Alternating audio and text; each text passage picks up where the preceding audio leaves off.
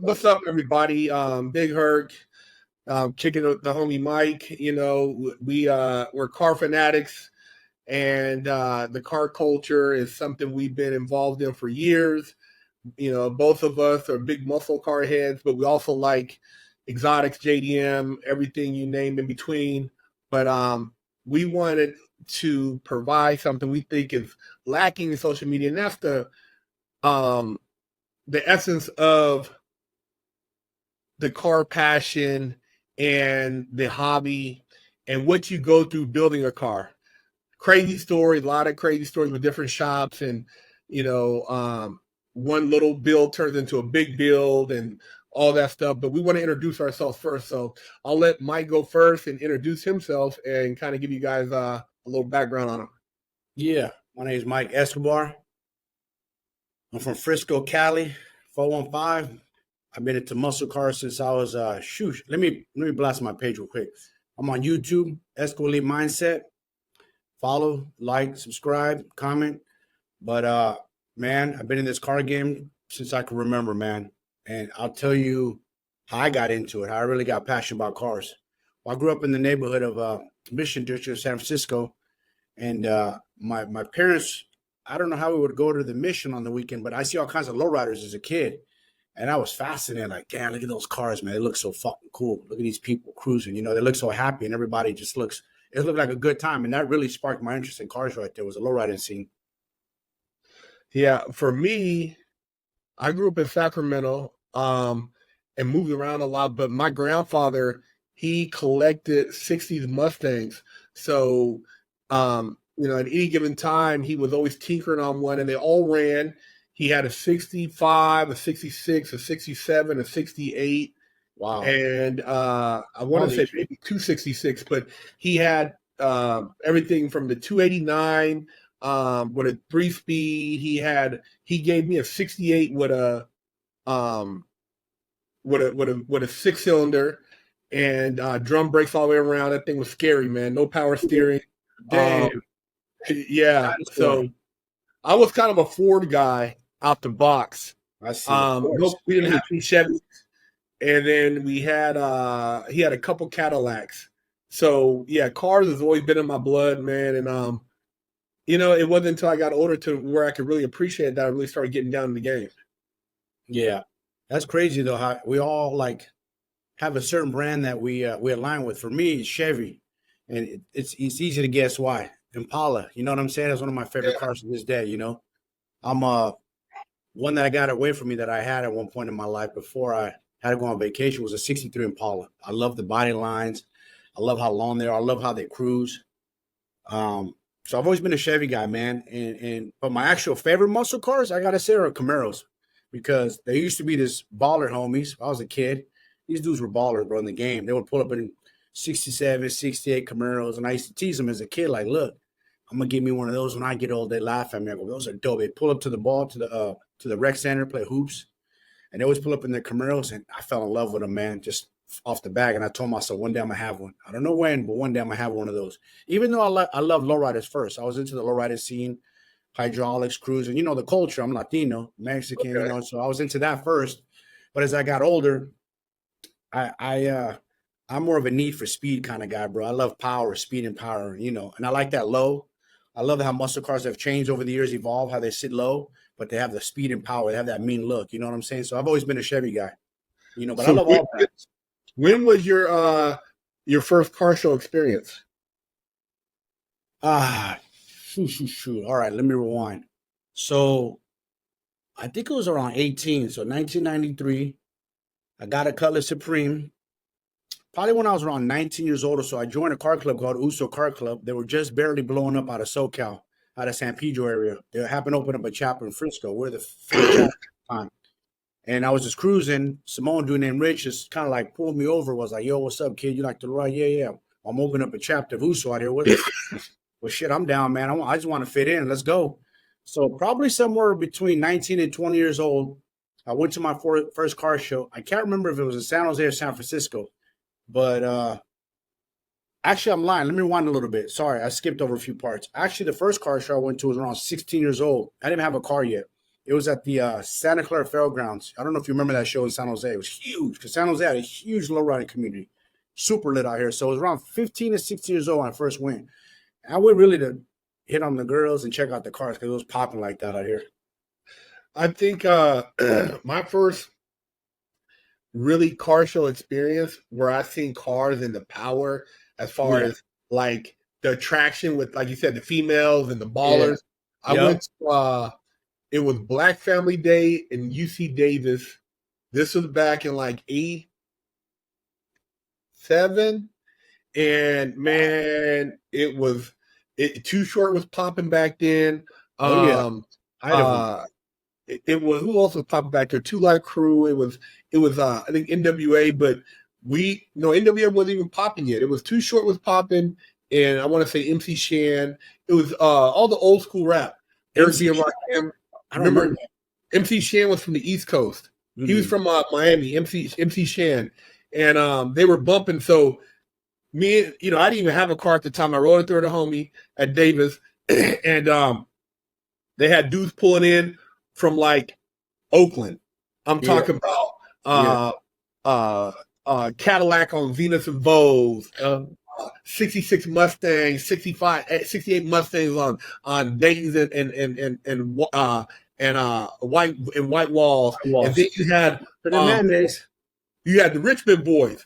They coming through clowning. Then you have the Vallejo dudes with the cutlasses and some of them with the the Le Mans, and then you had dudes from EPA. Now the EPA back then was like dope mecca. Like EPA had ballers, and dude, the EPA dudes. You remember when the Mustang 5.0 came out, the drops, and they were super popular among all the D-boys back in the day. Oh yeah, of course. Okay, well, that. Oh yeah. EPA came to the car show. They must have had, dude, no joke. There must have been like maybe 12, 15 Mustang 5.0s, but they put in the front was the Mustangs like with center lines, low profiles or inkies, and then behind them was the Zeniths and Vos and the drops, and then behind them was the Daytons and Vos. I've never seen dudes balling that hard like with the self. I'm like, these dudes are clowning, bro. Oh, damn. EPA dudes? EPA, I'm talking about these brothers. Dude, their car crew was so, everybody's shit is tight. And then you have some dudes from SAC, like in the South area, they had the lowriders, they had like the Palas, the 65s, 64s, 60, 66. I mean, dude, I seen all the cars and I'm broke. I'm running around there. I'm like, damn, I gotta give me some money, man. Yeah, I know the feeling. And that showed me like cars, man. It's like, I'm like, I just got the cars. Is just from there. I was like, I got to get in the cars. You're hooked. Once you see energy, you see how happy and prideful these dudes are.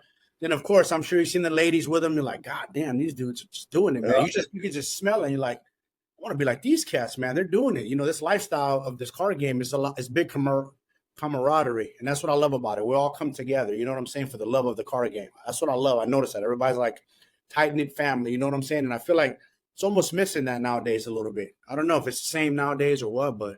Do you remember the mini truck scene? Oh, hell yeah. Of course I do. Remember the mini trucks with the 15s in the bed of the truck and the truck beds that danced around? Oh, yeah.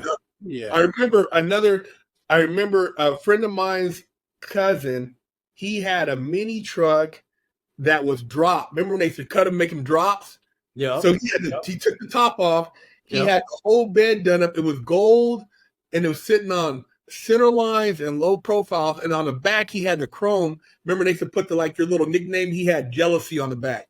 Yeah. And he rolled around. I'm like, man, he had a Jerry curl. He was beat. And I'm like, dude, the whole truck was full of beat. Back then, it was all you hear the beat before the car came. Oh yeah, slapping. That shit was crazy back then. How much we were into beat. I remember I was a beat head too. I was always into beat to slap. Now it's okay to have some slap in your car, but I don't need it to like blow my eardrums off like back in those days. Well, too, remember the difference with good beat and bullshit is if you got to rattle. If your shit didn't rattle, you got to have that. You know what I'm saying? That solid hit. You spend some money. Yeah, yeah, yeah. You know, you're gonna have to fiberglass it. I don't know what they use back then because now they use sound deadeners and Yeah, obviously the game has evolved. They do use what you call it? What's that material called, man? What I just say? Dynomat or the They use sound. Dynamat. Yeah. Yeah, the dead and stuff, but they always just like that fabrication where they fabricate it too, so it's solid in there. What was the first car that you really dumped money into and felt like, okay, I've actually customized a car, and this is like, something I'm like, I'm a rock.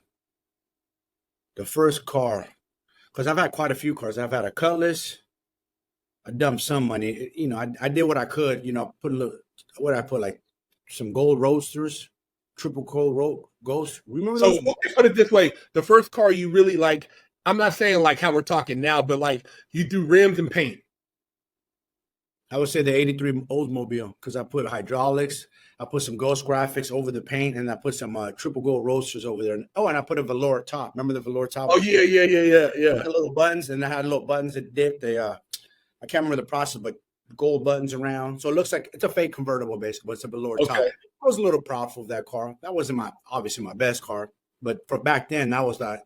You know, I thought I was a shit with that car. For my age, I was a young dude, like 20 years old, with the hydros. You know, the Well, rims. I mean, you got to start somewhere. I mean, Yeah. my first car, it was a 69 Cougar XR7. Oh, the Um, big body. yeah, yeah, the big Love body. the big bodies. Yeah.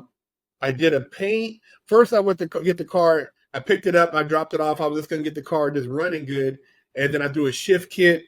Had the motor Yeah. refreshed, tranny refreshed. Remember back in the day, shift kit. You be Kids for thinking the you shit. woke up Yeah. with the Yeah. shift kit. I haven't heard that in years. A shift kit. That's Yeah, so yeah. cool. Shift kit, bro. I put a shift kit. Flow Masters. Flow Masters. Yep, I put the Flow Masters. I did a paint, a candy blue paint. It had a white top, and I put 6x9s. I put 210s in the trunk, and I put some what are those? The old school spokes. It wasn't. They were like roasters, kind of spokes, with the little knockoffs on them. And That's man, that's what I had. The one with the center cap. They're not yeah, real. yeah, yeah, yeah, yeah, They're not Danes, they're not Zeniths, but the yeah, Roaches. yep, I had those. You know what I'm saying? yep. I I did had what I those. could afford. You know, but those were dope. I mean, they were dope for Yeah, that. those were good. I mean, I was proud of that car, man. I mean, I drove that car around Sacramento, man. Drove it to the L.A. It was a cool ride. Let me ask you something, because compared to now, you got to be making stupid fucking money to flip a car now. But what'd you pay for your candy paint back then? Because now what they go for is like house down payment for a house. Oh, dude, They're talking 30, 50 grand is retarded now for a paint job. yeah, yeah. I mean, if you're doing shit like you're gonna take to like SEMA 50 racks, you know what I mean? So back then, remember back then they had a couple little shops like they would have I didn't go to Earl Shy, but I went to some other one day paint. You know what they call them one day, some of them spots, and you would get like they had the base was $7.99 and $1,200 you got the little two-step or a step up, and then for $1,500 you got like, and then $2,000 you got like some shit. Yeah. So but I can't remember, man. It wasn't, I mean, from back then I must have thought it was some shit, but maybe when I paid like maybe 2 G's for the paint? Damn. 1,800 back then. But I mean, dude, that paint in Sacramento was, Sacramento wasn't, I was clowning. Oh, yeah. Sure. I was clowning. You had to win. You had rims, you had beat, you had paint, you know what I'm saying? Did you have material or stock? I had, but the interior was so clean because they had the blue leather, because the XR7s had the leather and they had the wood grain. Yeah. Yep. So the interior was like everything was original, but it was clean. Carpet was clean. Blue, it had AC in that thing. I mean, dude, it was clean. It was clean, man. And I kind of had it. Yeah, that car. That's the first car I kind of really dumped money into and fixed up, and then and then I kind of like kicked the bug off, Yeah. And I didn't really know back then, like, I had a 351, but I didn't know about doing the heads and headers and cam, and I didn't know about all that. No. Neither did I. I didn't know nothing about motors. I just knew, like, for a lowrider, for like a Cutlass, you just want a V6. You don't want a V8 because you want it light. Even Impalas, if you had an Impala and you're lowrider and you want 283, 327, 350 at the most, you don't want no big block. You don't want it heavy because you want that front to lift up. So it ain't like today. Like now, we want the best of the best. We want big ass motor, heads, cam. You know what I'm saying? Supercharger, all that shit weighs your shit down. So how do you get more into from low riding into speed? So that's a good question. So I got into low riding. My teenage years, I went to a lot of shows. I didn't have a car. I just went as a spectator, have fun, try to pick up the girls. Eventually, I got my low rider. I didn't last too long. My low riding like days were very short lived. I say up until about I was 21, I kind of just got burnt out on it. Wasn't feeling it no more because I started getting into the nightlife, the party scene. I was 21 and up, so I started going to the clubs. I'm a you know what I'm saying. I got an addiction for ladies, so I'd always want to go with the ladies, and the nightclubs were popping. Back then, especially the city, man. The city had all the popping nightclubs. You know what I'm saying? Yeah, So yeah, yeah. got into that. Then a few years after that, I got rid of my lowrider. I got a 5.0, a 1993 GT. Okay. That was a fun little car, man. I love that Mustang. You see, those are making a comeback now. Yeah, yeah, yeah. They're starting to fix a lot of aftermarket stuff for them now. Yeah, yep. So I had that, and then hold on, let me rewind. I almost forgot. I had a '63 Impala. That's right. I got rid of the Cutlass. Had a '63 Impala. Had that. I was kind of working on it in and out while I had the Mustang, but I still wasn't like. I was 50-50 about the lowrider again. Once I got the Mustang, man, I started loving the speed. Those things were quick, like little rocket ships. I put Yeah, yeah. on there. I had two 12s on there. I had 17s were a big deal. I can't remember the name of the brand of the rims I had on there. It was all black. I just thought I was a shit young dude, my 5.0. And those motherfuckers were runners, man. They were fun little cars. You remember those? They were cool cars for that era. Yep. That was around 1998 or so that I got that car. Yeah, I was about 23. So I kind of got more into Need for Speed and had fun with that. Then I had an Infinity. I went all completely different. My boy had an Infinity J30. I bought it off of him. I was kind of had some paper because I was in that whole 90s rave ecstasy scene. So I was making money in that game. And so I got that car and I flipped it completely. I put a pearl white paint job with like a gold pearl in there. I had 18s on there. That was a big deal. Fuck, I was like one of the first dudes in the Bay with the rims, but I had TVs in the headrests and the visors. I was one of the first dudes coming in the Bay. Floating speakers, 310s, JL Audio amps. So it was all custom. So I'm a custom head, man. And I actually went to a Euro show where they sponsored me just to show the beat off because it was so clean. Okay. So I kind of took it a little weird turns in the car game. It's funny that, because when you're a car head, you can kind of jump back and forth. I mean, I've always loved old schools, but then there was a time I kind of jumped in like Euros too. So I jumped back and forth with the Euros and the old schools. I think for myself, the speed. I remember. I think the first car I had, I think that was fast. The Cougar was cool, but then I got an '85 Vet. And it wasn't really nothing, Crossfire. But back then, you had a 350 in it, right? Yeah, tune port, and it seemed fast for back then. For back then, so back then, so I had that, and then I took a vacation, and then when I got out of my vacation, the whole time I was on vacation, I just fantasized about cars. I look at the DuPont register, Hemmings. I would think about all these different cars and think about like, man, if I got these cars, what would I flip? What would I drive? Yeah. Blah, blah, blah. And when I got out, I think when I got out, what I get, I had got an old 70-something 500 SEO Mercedes. And because I told myself, I said, when I get out, I'm having certain standards. I'm not driving a bucket, but I got a bucket-ass Mercedes, and I drove that.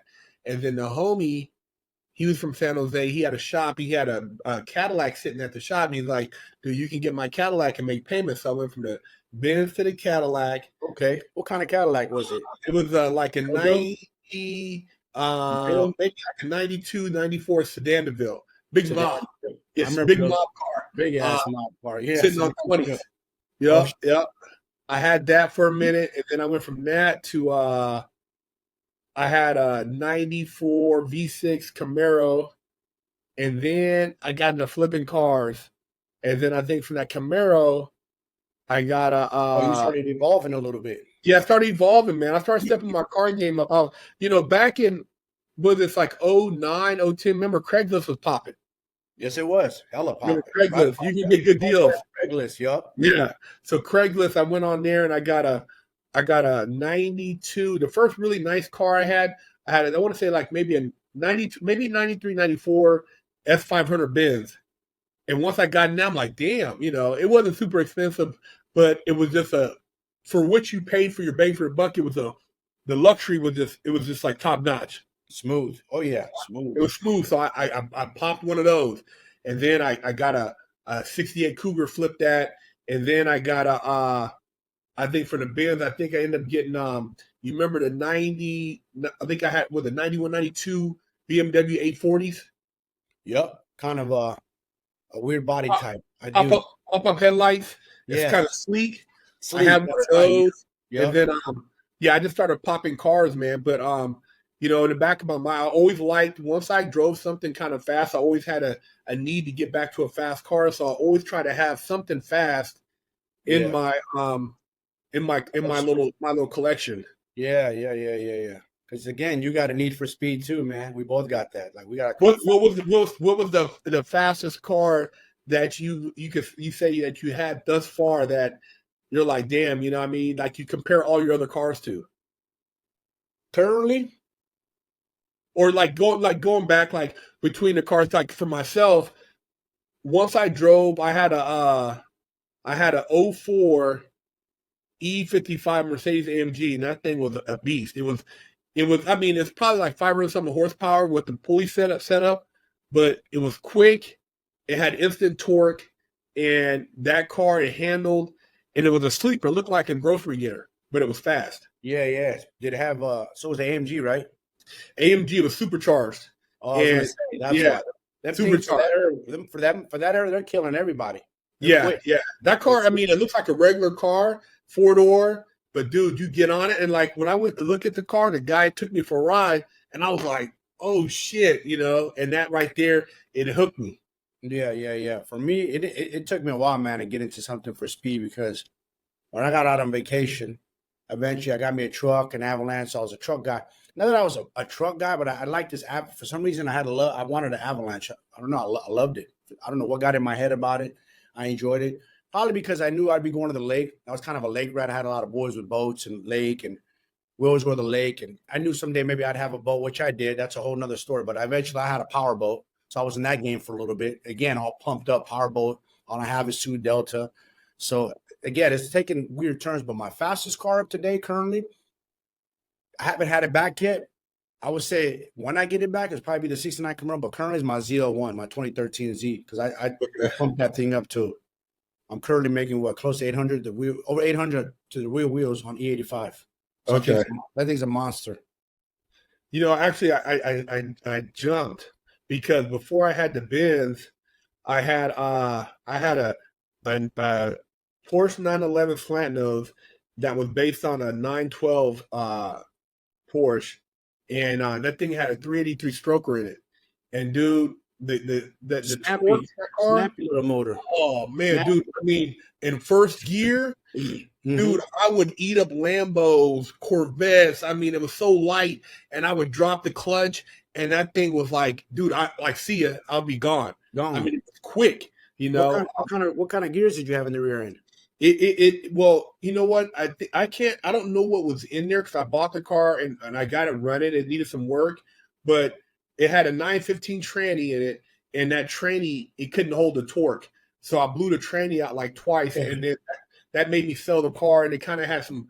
I was trying to figure out how to keep it cool because the motor's in the back, and for that car the radiator is in the front, and by the time it circulates the car in traffic in LA traffic, it would heat up. So I'd be in traffic. I'm like, fuck, stop and go, and it'd be heating up. But like just going to car shows, and then I had 215s in the back of that thing. I had two 6x9s, two mids, two highs. Dude, it would be beat. I pulled the windows down. And oh my god, dude, it'd be beaten. Blowing your eardrums out. 215s, Yeah, man. You don't see that too much anymore. You don't see 215s. You might see like 212s the most, 210s. Yeah. It's a different era now. People ain't truly trying to slap. The only thing I think in this era right now is trying to slap hard is the donks. The donks be putting hell. Oh yeah. Yeah, the downtown boys, they still doing they still spending thousands on beat, you know. They do their trunk, they do the whole And inside, also and they do their grill. The lifted trucks is doing it too. The lifted trucks. Yeah, yeah. They're doing it because they go to the river and they bumping out there with the trucks and stuff clowning. Yeah, yeah. So, and what these dudes are doing different than our era is they're putting fucking slap in the grill, bro. Where the shit's fucking loud. You hear them coming. yeah. Not just the bass coming, but it's loud. Like, what the fuck is that music? Well, you know, too, they also, which they had just started doing. I think when I was doing that, they put like all the lighting. So you got the ambient lighting matching the beat. You know what I mean? Yeah. So it's like pretty sick, you know? Yeah, yeah, yeah. So now, 2024, I got hooked, but I'll rewind a little bit. I would say what got me into muscle cars though of recent, because I'm trying to think when the hell did I get into muscle cars? So where we at? 2024? I would say around 2010 or so. I think I started watching Meekum, bro. I started watching Meekum a lot, and I was like, "Ooh, shit! I want me a muscle car. I'm digging these." What was your first muscle car? Huh? What would you consider your first muscle car? Well, Mustang's not really considered a muscle car. So my first that I bought, like when I came home and started doing well and getting money, was a 68 Camaro with a little 350 in it. Bought it Santa over the hill. Little blue. It was fun though. Yeah.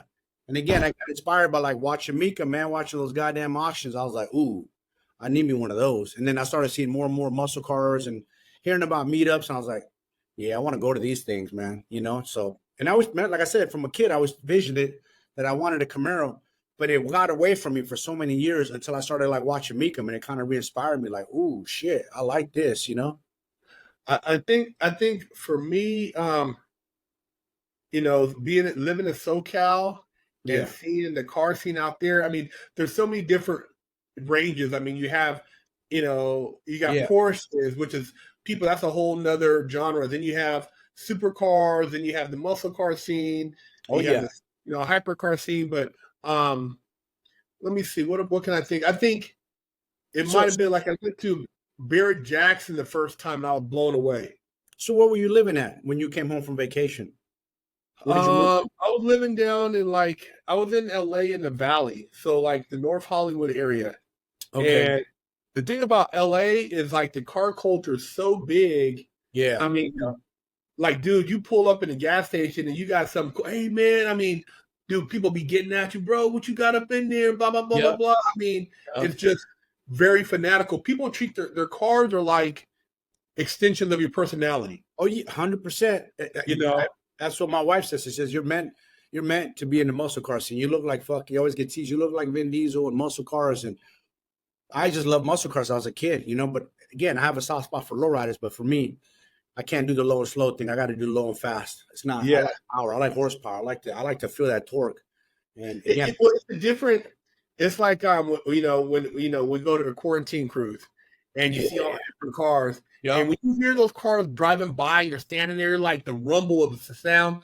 It's different than when you see you know the supercars go by. It's a different vibe. You know, and the cars have souls.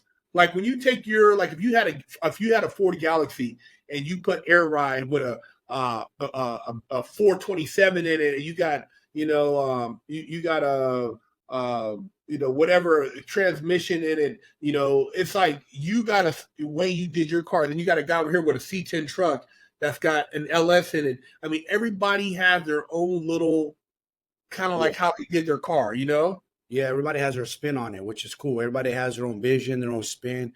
Again, I think supercars are badass too. I like them, but you're buying them from the dealer. It's not. I mean, yeah, you're putting maybe an exhaust, might turn it up a little bit, some wheels, maybe a ramp. Ain't nothing like a muscle car though, bro. Especially guys who build it from the ground up and really put a vision into it, like from paint to the horsepower to the suspension to the interior. You know how it is. It's just a different vibe. And let me tell you something. This is one thing I do know. Because I live not too far from Santana Road. And Santana Road is kind of hoity-toity, high-end. You got Lambos as far as I go out there. But you pull up on a muscle car and you park that motherfucker out there, man, people flock to it. It's just a different respect. Well, when you're 6'9", when you had your 6'9" before you put it back in the shop and you drive just go get gas, bro, it's a show. You know what I mean? Dude, can you pop your hood? Can you pop your hood? You know, that's the thing about a muscle car, you know. You want to see what's underneath the hood. Yeah, exactly. People get excited, ask me to rev it, thumbs up. You know what I'm saying? It's a different vibe, man. I even met cops one time. I remember I'm jamming San Jose, and I'm like, I just happened to spot some motorcycle cops, and they're just like, damn, thank you. You know Dude, what I'm saying? I was in Malibu and at a car show, and I had my '72 Chevelle before I put it back in the shop. And a cop was there. I was like in a Starbucks parking lot. He blocked traffic, got out, had me pop my hood. We're chopping it up. People are honking. He's like, man, go around me. You know what I mean? He's like, we're chopping it up. He's like, man, I'm doing a 69 Chevelle. What do you think about this? What kind of suspension? And I'm giving him pointers. Dude, it's like cars, muscle cars, especially, it transcends everything. You It know, does. where you're from, your Yeah, race, the doesn't culture. matter. It Mhm. doesn't matter, man. It doesn't matter.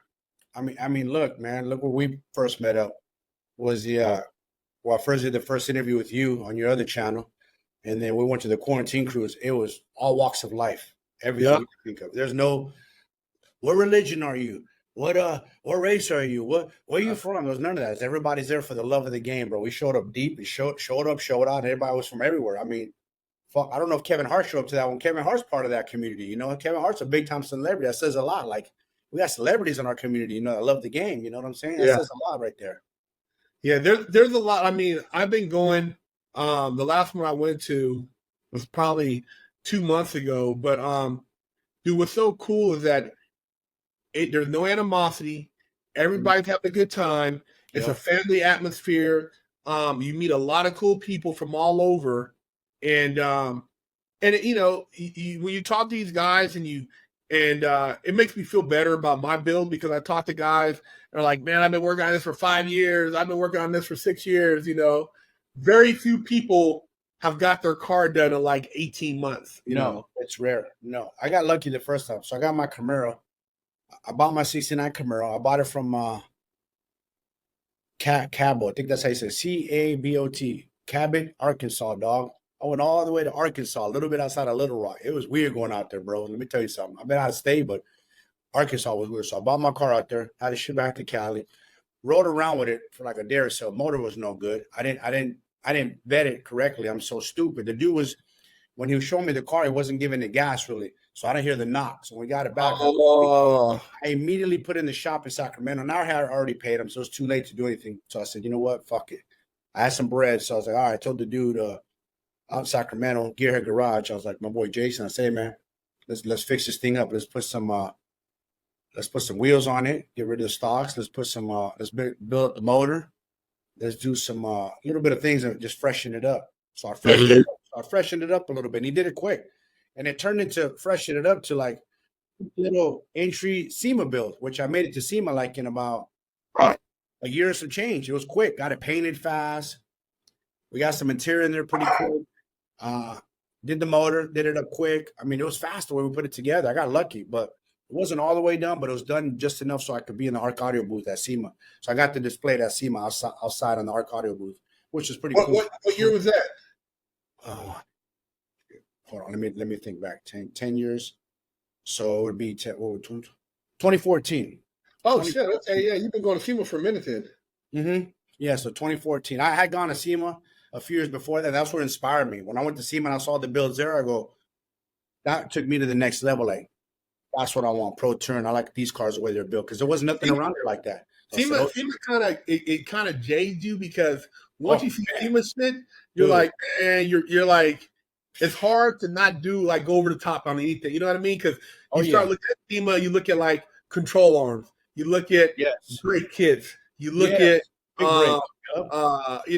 look at like okay, steering setup. Do you go quick steering box or rack and pinion? Then you look at okay, what tranny? Then you start looking at what engine and supercharged turbo or it's like, dude, I go to SEMA, I'm like, God, man, it's like it like makes me, I get almost anxiety because I think about my car, like you want to keep up with your game. Like what else, you know what I mean? So SEMA's next level, bro. I mean, there's cars there that are, in my opinion, shitting on supercars, but they're one-offs.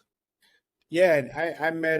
That's when I first. I didn't meet him, but that's when the first year He's a friend of mine on Instagram to this day. My boy Angelo Vespi had that 69 Camaro. He won Battle of Builders, Detroit Speed Builder, that white one. And back then, I want to say he put about half a ticket in there, so or 600. He told me, and that was cream de la creme back then. Now you fast forward to today's SEMA, these dudes are dropping a million. Like Steve, East Bay Muscle Car. That's my guy, the owner of East Bay Muscle. That Mustang was in SEMA list last year. That burgundy one, 1.2 milli, bro. They've upped the game. It can keep upping the ante. Like, when does it stop, bro? It's getting crazy. Well, to be honest, like to get a I just went to Barrett Jackson this year, and if you want a decent, like a 6'9", like you say if you want to get one built, but I mean you still might have to come back and do something to it. A 69 or 68 Camaro that's like at least in the game is going to run you about $160 to $180. That's like, where you can get in and drive. Not to say you still have to tweak it. Now, you're talking about like tweaking it, you're going to probably be up around 200, 220.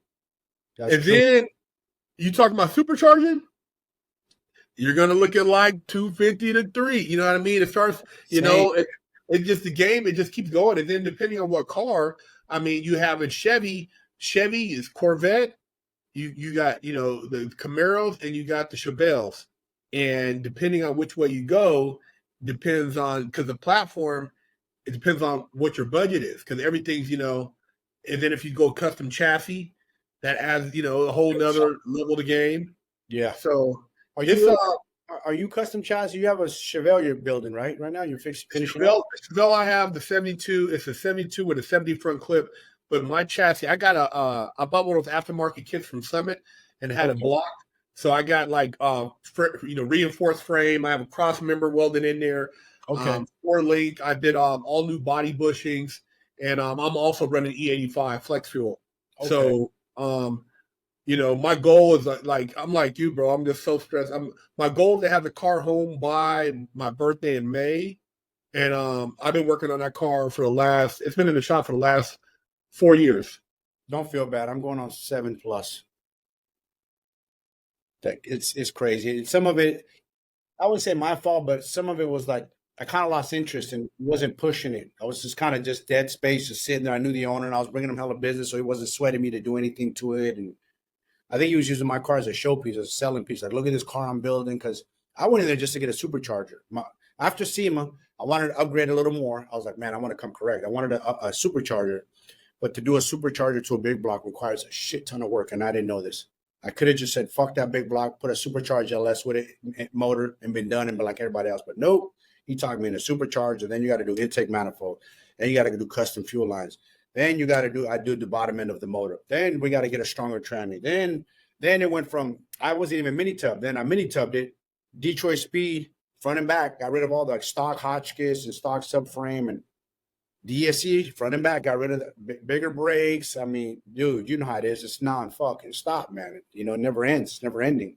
Then do this, then do that. It's like, when does it stop? But I'm done this time. I want my car back. I want it dialed in. I'm praying that they dialed it in, and I just want to ride it, man. I want to ride it. Yeah, I always say, my thing is like, I want my car to be able to drive from like West Coast to East Coast. So if I get my car and I want to drive, hypothetically to New York, or if I want to go to Vegas, or I want to go to Monterey, or I want to go, I don't give a damn, I want to go to Louisiana, I can get in my car and drive, not overheat, run the AC, and be cool, Yeah. And a lot of people build cars. And, that's one thing I've dealt with a lot of shops, just like you dealt with shops. And, people build cars, and a lot of times they get you in there with the car on the rack. You're like, damn, you did that. But once you start digging, you got to make sure, like, whoever you're dealing with, the car, the biggest thing is reliability and drivability. Yes. Because you got cars that could drive from maybe, an hour from the house or 40 minutes from the house to a car show. But when you're talking about driving at 80, 90 miles per hour for 5 hours, that's a different kind of car. Yeah. And, it's been so long, and the game has changed with gas and everything. And I'm like, I ain't going to be able to do no long distance drives and that thing. And I built it for that, but I got a big block, man. It's going to suck down gas with a whip. What size gas tank? It's from Rick's stainless gas tank, the biggest size I can get under there. I don't know how many So if you gallons. got a fuel cell, you might be able to get. You might have what, a It's not in the 16 trunk. It's not gallon. in the trunk. It's not in the trunk though, because I have beat in the trunk. Oh, okay, okay. I don't like fuel cells. I want to slap in the trunk. I still want a little something. So I'm running 212s, 3 amps. Highs, mids in the front, or is it two? Yeah, three, because I have 6x9s, 212s in the rears, and I have the whole typical set of six Well, by nine. if you run the E85 though, you probably get better because people don't realize E85 is cheap. Cheaper, yeah. The only Cheaper. difference is it burns a lot. It burns a lot faster though. It's a cleaner fuel. I mean, you get the app. You got because like my thing is, I want to be able to drive my Chevelle from Arizona to the quarantine cruise and back home. That'd be dope. That's with fun. the AC going and stuff like that. So that's kind of like my goal. My car is to be able to put it on take road trips as a kid. I remember taking road trips with my grandmother and grandfather in the Cadillac and stopping at the little rest stop and eating food. So I want to like be able to get in my car, me and the wife, take the puppies and roll, and do road trips. That's fun, man, and I think people gotten away from that. Yeah, Road trips, especially in a muscle car, you don't really see that. You see them on the road. Like I was I just went to LA 2 weeks ago, and I saw a bunch of lowriders on the trailer. Obviously, they're not going to drive, but you see that even muscle cars. Yeah. No one drives it, but I told myself I'm going to be able to drive my 69 one day from here to at least to LA. I know it's going to cost some gas. I'm going to have to pull over quite a few times, but it's going to make a road trip out of it. That's the thing, though. When you do see one, like I know when I'm with my wife and I see an old school dude, I'm trying to like follow. Who is that guy? Me too. You know what I mean? Because he's driving that old school. He's not trailering it. No. And obviously, if he's driving it, he's got a good builder. Yep. You know what I mean? His car is the builder. Because, a lot of, you and I both know SEMA, bro, a lot of those cars, they get them to SEMA, they haven't sorted them out, and, they barely make it through the parade. And before, they're not really dialed in. So, no, that's how I was. You know what I mean? It's just you get it there, you start it up, get it in the booth. Yes. And, it's different. So, my thing is, my car, I want to beat it up, put miles on it, and so I like to go on rallies, man. I want to be able to pull up on some people in a newer car, and they'd be like, "Man, what the hell, bro? You're on my ass," Yeah, I'm like that. Actually, I'm like that with the Z, but it's a newer car. It's not considered a classic, but I know what you mean, man. You want to be able to drive it, have fun. People see you on the highway, not trailer, because a lot of those cars that see them, let's be honest. Those big $1 million builds, you ain't gonna see him on the highway. No. From show to trailer. He might cruise around his neighborhood, depending on if the owner keeps it, but you're not gonna see him on the highway. No way. Have you ever been to well, I know you've been to Good Guys, right? Oh yeah, plenty of times. The one right here. I didn't go to the last one. I was in LA that weekend, but it rained anyways. It rained out. Yeah, it kind of messed it up. They rained on the Good Guys out here too. What about, have you been to the Pomona Roaster Show? Never, man. I always wanted to go to it. I heard it's cool. That's as far as on the West Coast. If you're talking about like the closest to the Detroit Autorama, it's probably the Roadster Show, because I think in Detroit you got the Autorama. Is that also where they get the Riddler Award at? Is it Detroit? Detroit's supposed to be the top dog for Riddler. Riddler's supposed to be the top award of them all, because I saw Sean Riddler, and basically how they judge. Because I was like, how the fuck do they know how to judge everybody? Basically, everybody starts at 100. Let's just say you're all even. Now they're nitpicking, and that's how they judge it. They're nitpicking. They find a little bit of dust, you didn't nitpick. They find a tiny little scratch in the corner, nitpick. Little something interior's not off your station, nitpick. They nitpick everything. That's how they determine the winner. It's different. It's not. They don't do it like you think. Like, oh, this is the baddest car. They nitpick them. I watch the whole show because that dude Steve from East Bay Muscle Cars, he uses a friend of mine on the San Bruno area, and this dude like details them to death, and he flies with them to go to the shows so they stay clean at the shows. Like he's got his like private detailing. My boy does, and my boy Vinny, he's on that level. I just watched. Didn't Kendig just won? Was it a Riddler? He won a Riddler once with the '65 Impala. No, Kendig just won his first one this year. No. I'm thinking of Chip Foose. I'm tripping, bro. Chip Foose won like 4 of them. He's won like 4. He won one for sure. Yeah, he's won, but Chip Foose didn't do it this year, but Kendig won for that C5 Corvette he did, but he did a hardtop. Did you see that? The coupe? No. Uh-uh. Oh, He bro. won a Riddler, huh? Dude, you got to watch it, man. He won a Riddler, and he said a guy made a smart comment like, "Oh man, congratulations on a Riddler. Lucky Lucky Chip Foose wasn't in it this year." And he looked at him like, "What is that supposed to mean?" Because everybody looks like, "Oh man, blah blah blah," but the Corvette they did. I mean, dude, he said they kept it under wraps for 5 years, secret, and it's all aluminum unibody. Oh, And it's a shit. one-off chassis. So he said all the suspension components. No, like the ones he's selling for 300,000-400,000 or fiberglass, but this one he did all aluminum because the guy said he had a client because you got like Riddler war cars, bro, $1.5 million. You got to just be balling. Easy. That's $1.5 million. Level 2 million. Some of them. I seen some crazy. Yeah, like crazy amount of money. And he had a client. He said, "Dude, I want to do a Riddler."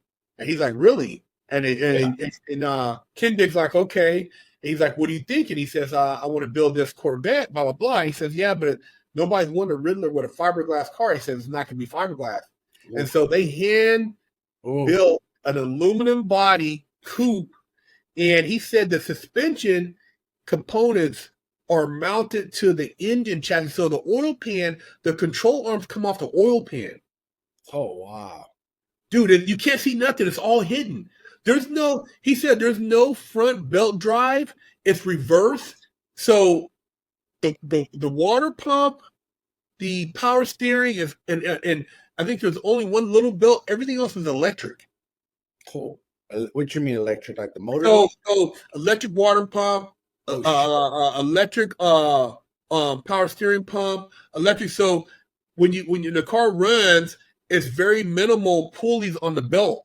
Oh, so wow. Everything is pretty much electric. So there's just straight, you know what I mean? I haven't got a chance to see like any videos of the motor, but the way he described it, and his story is pretty incredible. But yeah, man, when you look at those cars, to me, that's rolling art, bro. That's next level, man. You know what I mean? Because before I would spend money on a Bugatti, I would go try to find somebody who sold a Riddler car.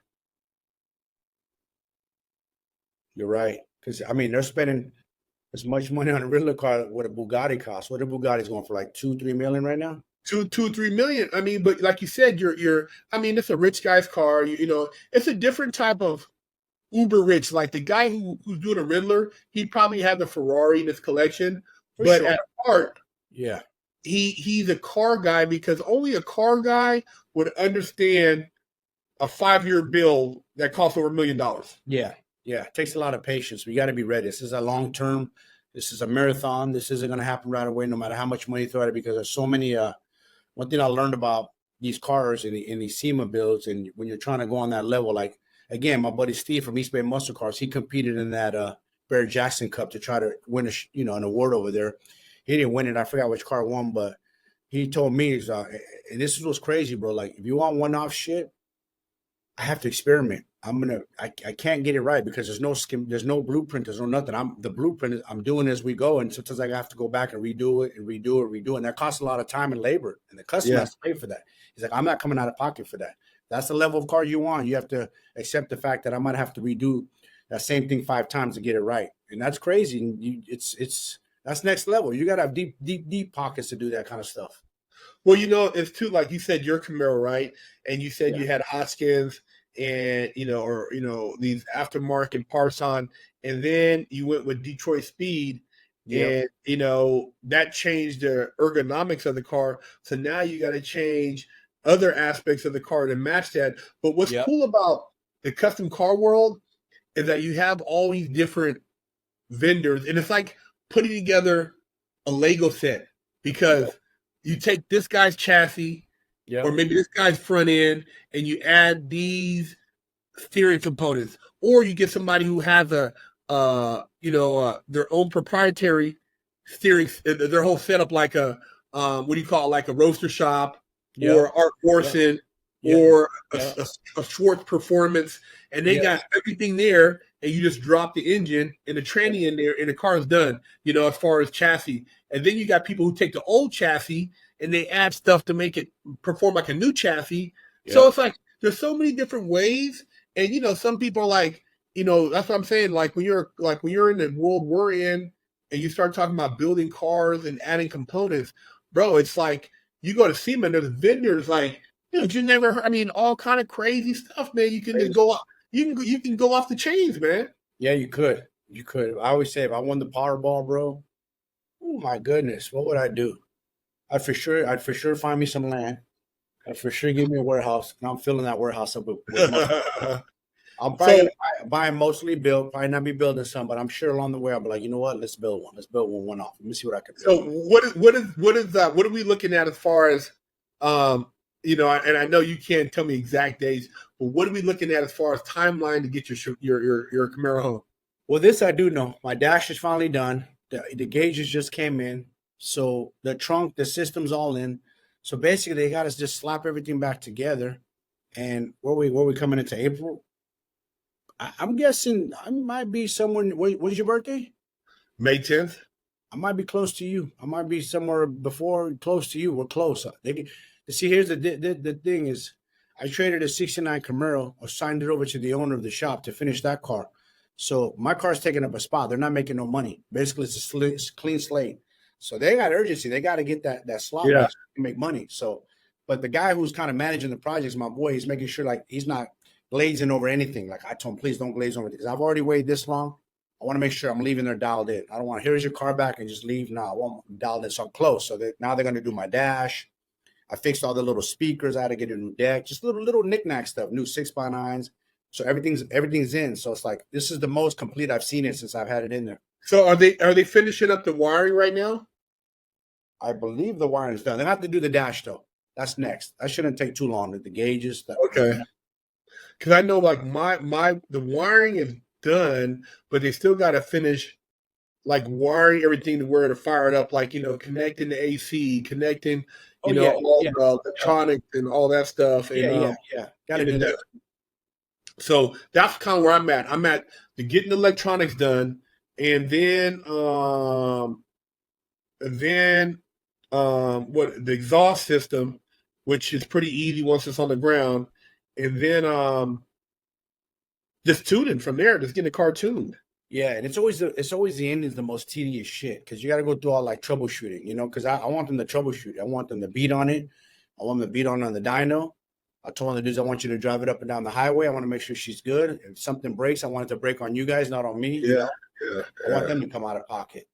Yeah, have that thing ready. I mean, it'd be nice, bro, to have it for the summer and be able to hit the quarantine cruise for July, you know what I mean, or something, Oh yeah.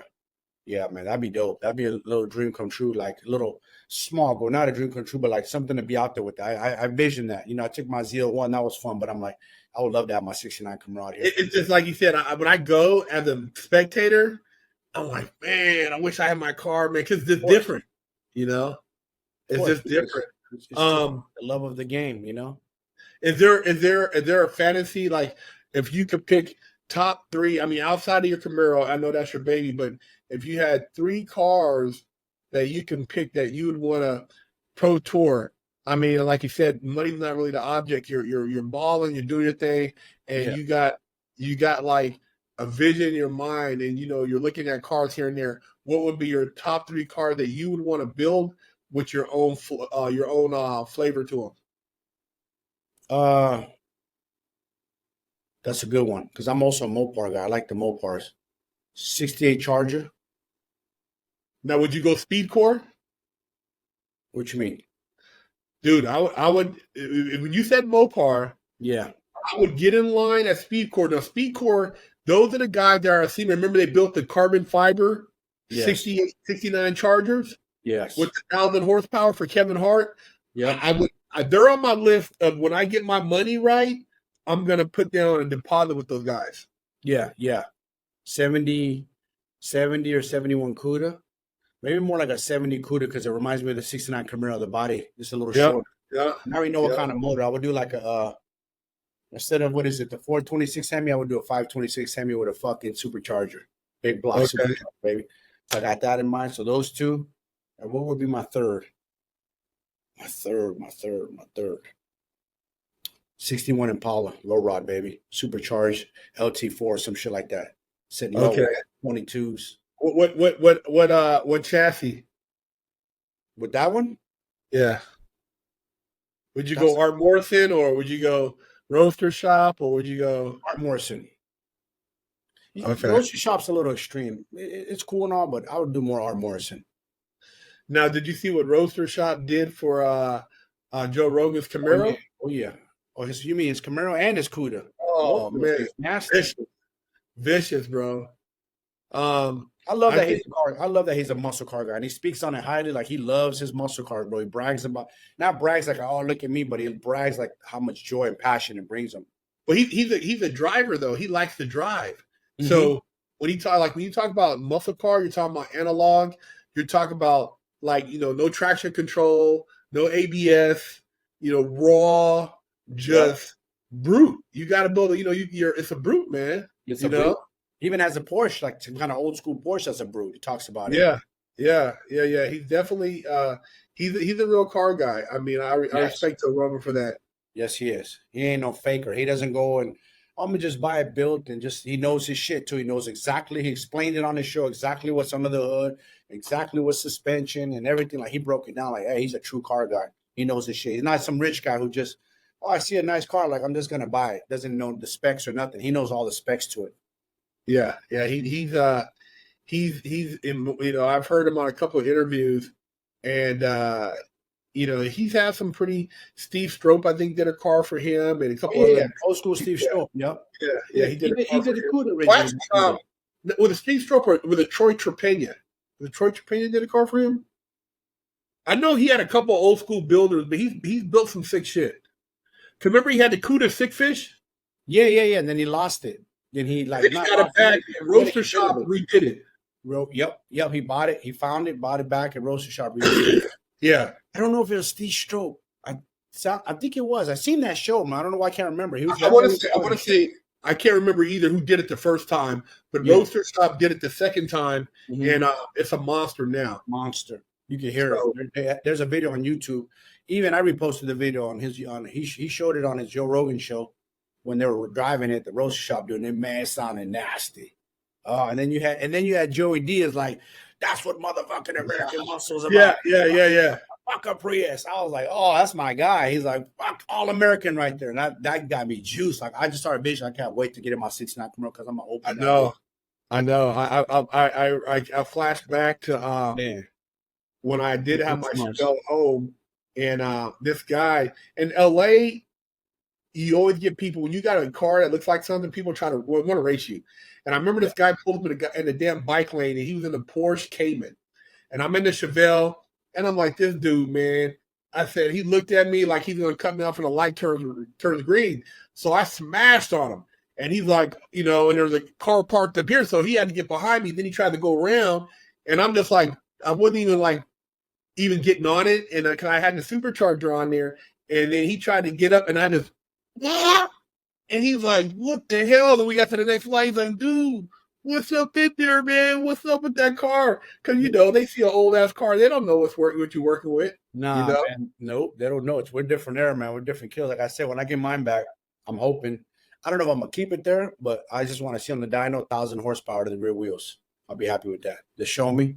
Then we can detune it a little bit, whatever. Are you gonna track it or do any special events with it?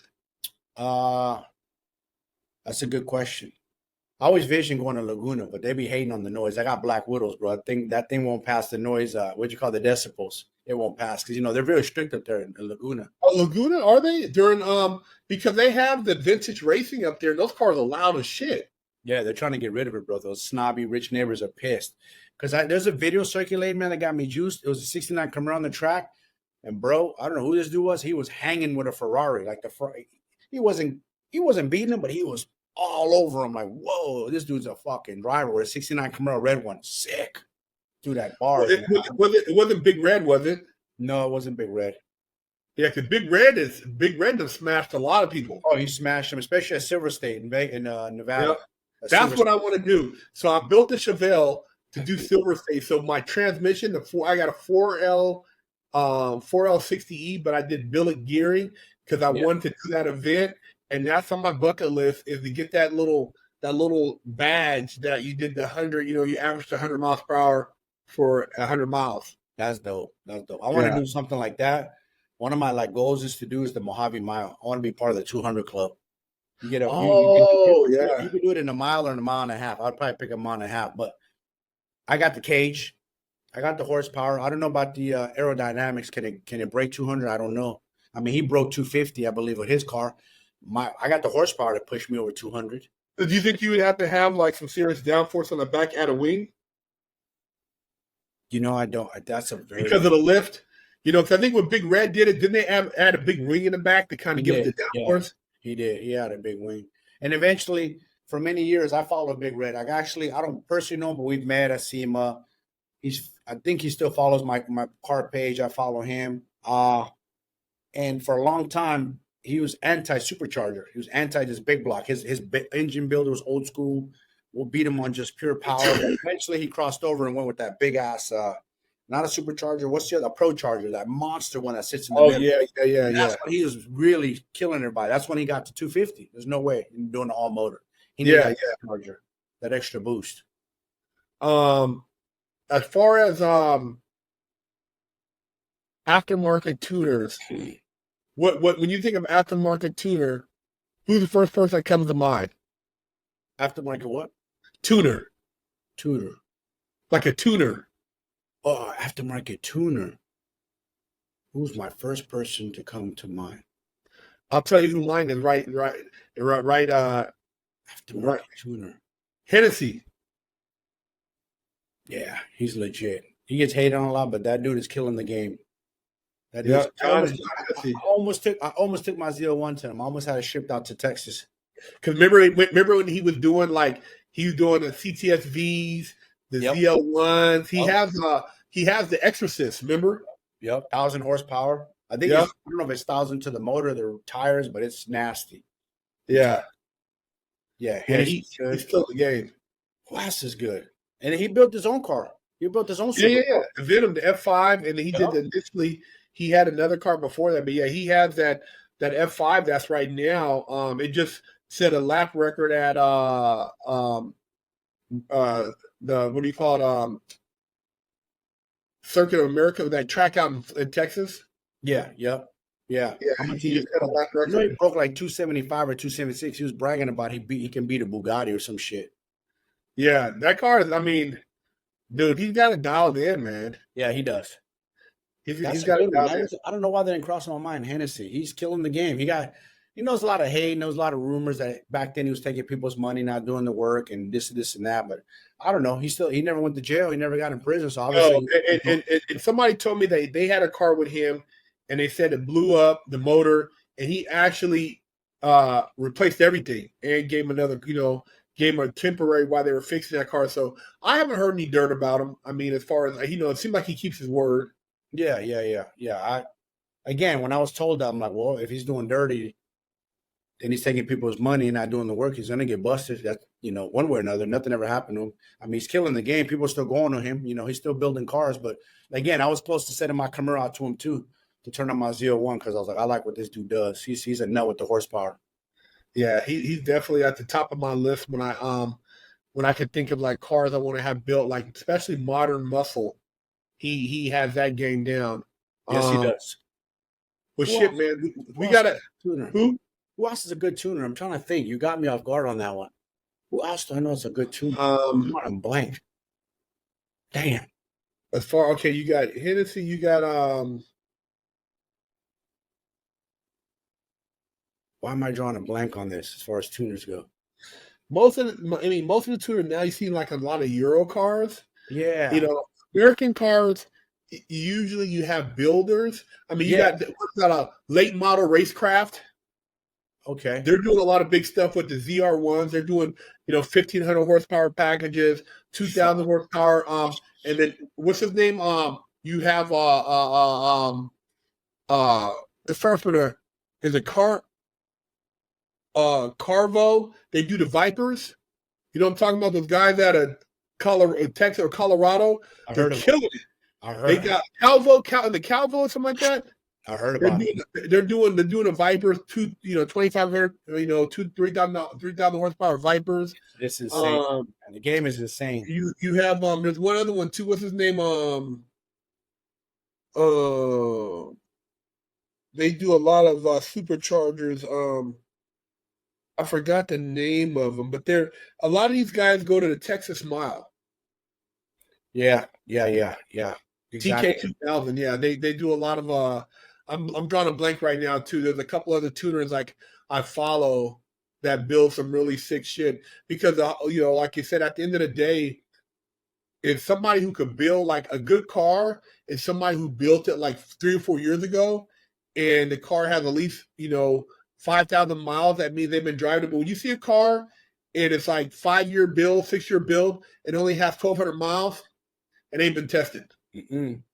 I mean, I've driven my when I had an apartment in Vegas. I drove my Z01 to my apartment a few times there and back. I've driven it to LA a few times there and back. I went to the quarantine cruise, so they did it right. They built it to drive. I'm a driver, man. I like to drive my shit.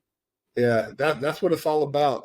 But shit, bro, I look forward to doing this podcast. Hopefully we can get it in once a week. Yeah, and just tap into all kind of different questions. Yeah. You guys have to watch, and if you have questions about the muscle car scene, different cars you built, different shops, different stories, leave a message, man. Leave a comment. Yes. We would love to hear from you guys, and yeah, so we'll have each other's social media in the description, and tap in with us. Tap in, man. We're gonna let you guys know all the sauce, from the good, bad, the ugly, up and down. We both have experience in this whole world of muscle car building. Yeah, we got a lot to talk about. We don't want to give you guys too much on the first one, but we got a lot to talk about, man. Going forever. We'll be here all night, but nope. Save it for the next one. All right, y'all. Big Herc 916. Peace out. Let's go Elite Mindset. Let's go.